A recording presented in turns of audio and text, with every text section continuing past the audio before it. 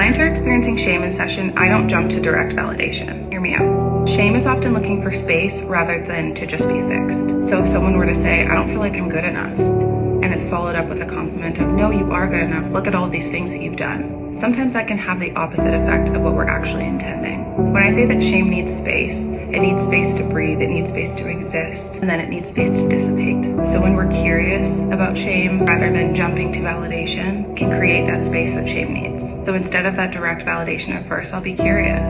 That sounds like an incredibly painful experience. Where do you think that comes from? What is that like to not feel good enough?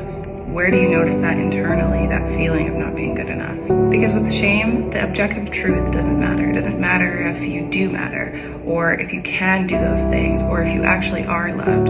What matters is the emotional and internal experience. So meet shame with curiosity. Allow it to exist and allow it to exist.